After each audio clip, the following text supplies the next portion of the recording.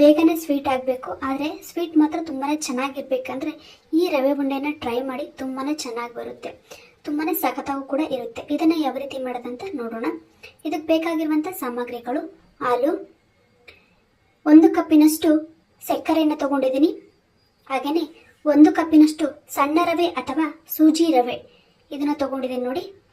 ಹಾಗೆಯೇ ಡ್ರೈ ಫ್ರೂಟ್ಸ್ನ ತಗೊಂಡಿದ್ದೀನಿ, ದ್ರಾಕ್ಷಿ, ಗೋಡಂಬಿ, ಹಾಗೆ ಬಾದಾಮಿಯನ್ನು ಕೂಡ ತಗೊಂಡಿದ್ದೀನಿ.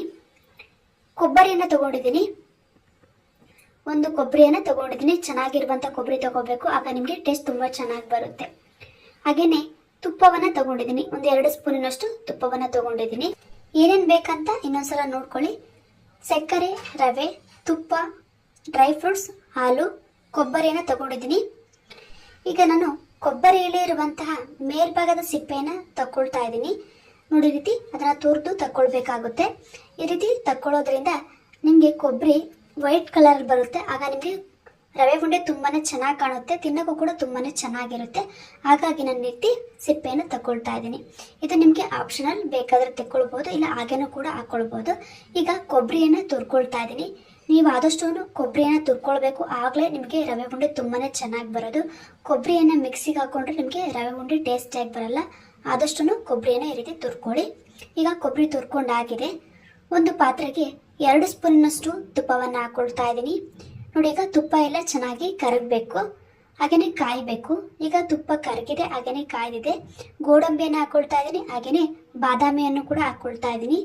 ಇವೆರಡನ್ನೂ ಚೆನ್ನಾಗಿ ಫ್ರೈ ಮಾಡ್ಕೊಳ್ಬೇಕು.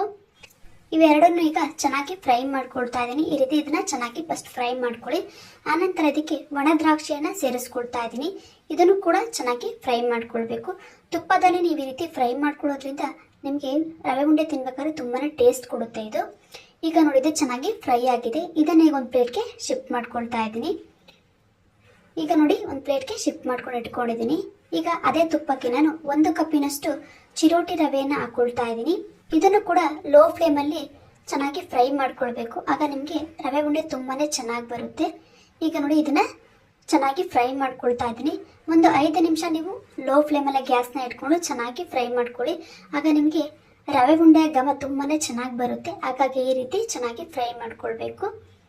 ಈಗ ನೋಡಿ, ಚೆನ್ನಾಗಿ ಫ್ರೈ ಆಗಿದೆ. ಇದಕ್ಕೆ ನಾನು ತುರಿದಿರುವಂಥ ಕೊಬ್ಬರಿಯನ್ನು 1 ಕಪ್ಪಿನಷ್ಟು ಸೇರಿಸ್ಕೊಳ್ತಾ ಇದ್ದೀನಿ. ನೀವು ಜಾಸ್ತಿ ಕೂಡ ಕೊಬ್ಬರಿಯನ್ನು ಹಾಕ್ಕೊಳ್ಬೋದು, ಆದರೆ ನಾನಿಲ್ಲಿ 1 ಕಪ್ಪಿನಷ್ಟು ಸಕ್ಕರೆ ತಗೊಂಡಿದ್ದೀನಿ. ಹಾಗಾಗಿ 1 ಕಪ್ ರವೆ, 1 ಕಪ್ಪಿನಷ್ಟು ಕೊಬ್ಬರಿ ಪುಡಿ ಹಾಕ್ಕೊಳ್ತಾ ಇದ್ದೀನಿ.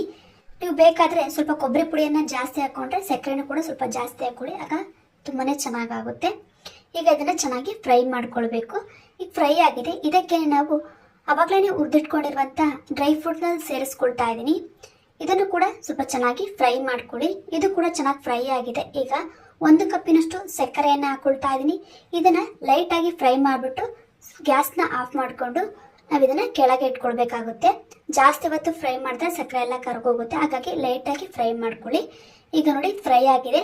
ನಾನು ಇದಕ್ಕೀಗ ಬಿಸಿ ಹಾಲನ್ನು ಹಾಕ್ಕೊಳ್ತಾ ಇದ್ದೀನಿ. ತಣ್ಣಗಿರೋ ಹಾಲು ಹಾಕಬಾರ್ದು, ಬಿಸಿ ಹಾಲು ಹಾಕಬೇಕು. ಆಗ ಹಾಲು ಬಿಸಿ ಇರೋದ್ರಿಂದ, ಹಾಗೆಯೇ ರವೆ ಎಲ್ಲ ಬಿಸಿ ಇರೋದ್ರಿಂದ ನಾವು ಅದನ್ನು ಉಂಡೆ ಕಟ್ಟಿಟ್ಟಾಗ ಒಳಗಿನ ಅದು ಚೆನ್ನಾಗಿ ಅರಳ್ಕೊಳ್ಳುತ್ತೆ.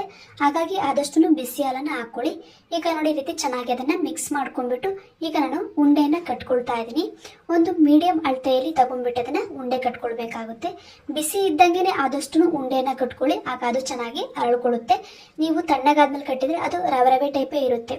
ಇದು ತುಂಬಾ ಚೆನ್ನಾಗಿರುತ್ತೆ.